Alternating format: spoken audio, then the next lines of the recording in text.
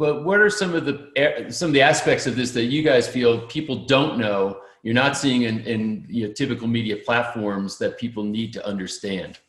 Well, I'll start this off because, like I said, I've managed OSHA's respiratory protection program for over 76,000 people. Two of those were military bases with 25,000 people. And given how your military installation, everybody has to be able to don and doff even just gas masks. So the issue I think the average layperson doesn't understand is that the idea of masks and respirators, and that's a huge thing, it's understanding the difference. The ear loop mask, cloth mask, DIY mask, surgical masks, those are masks, and they fall under different guidelines and laws. When you're talking respirators, respirators are N95s, the ones that you see healthcare workers wearing, and also something called CAPRs and PAPRs. That stands for controlled air purifying respirator and powered air purifying respirator. So there is a difference. So to understand, I want everyone to know, prior to COVID, I work for myself now, but let's just say when I worked for the VA, if I ever claim based on the exposure potential of a virus, if I ever put every single employee in a mask not rated by the National Institute of Occupational Safety and Health, not only would that have been a willful OSHA violation, including a fine. Well, the government can't fine itself.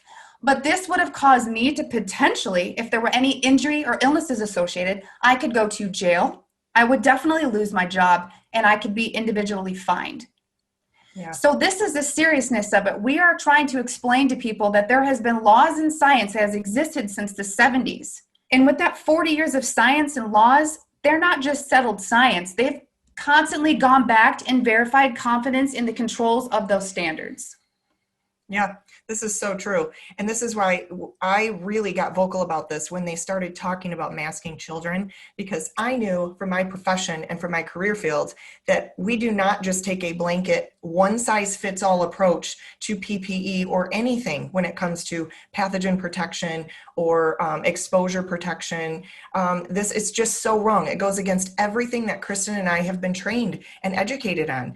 And if anybody in our career field stands up there and agrees with it, we've talked about this, they should lose their credentialing. Yes. The only way that you earn your credentials is to earn your credentials. And this is what we're taught along the way.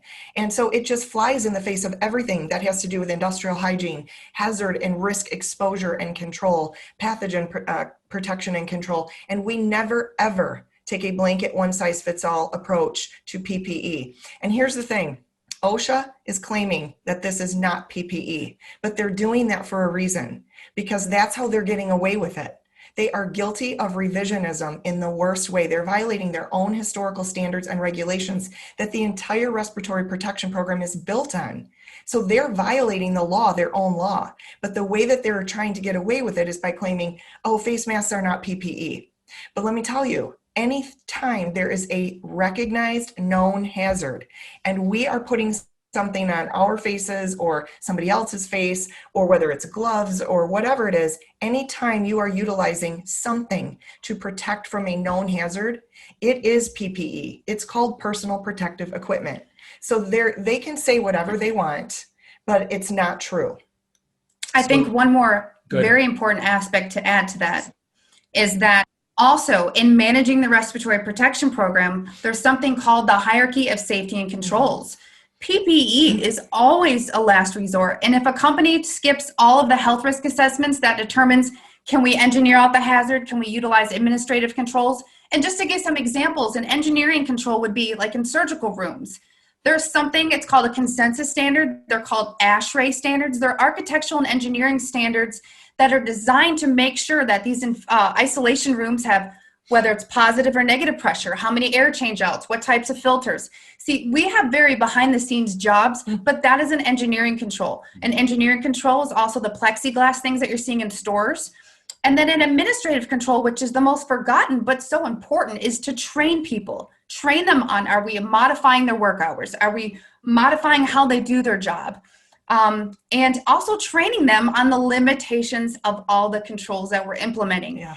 And what I wanted to point out, which is the most important, is that under the OSHA law, which is 29 CFR 1910.134 Appendix C, If you're a healthcare worker, we'll just use healthcare workers as an example.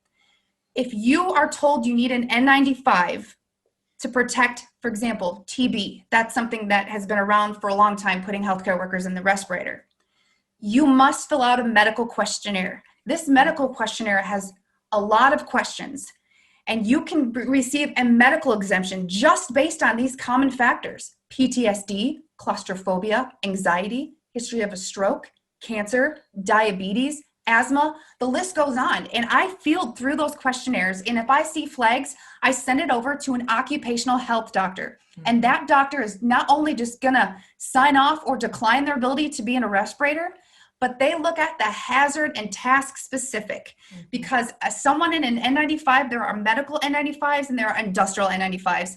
And let's just say people who are in N95s that are just maybe nutritional services, dropping off food to a patient, versus somebody who might have to triage and carry a patient, there are different types of PPE and different stressors, temperature. My point is there's so many variants, nothing is one size fits all, and it's dangerous and unethical to ever push any type of mandate covering your nose and your mouth, not understanding health histories and what you're going to be doing when you're wearing the mask.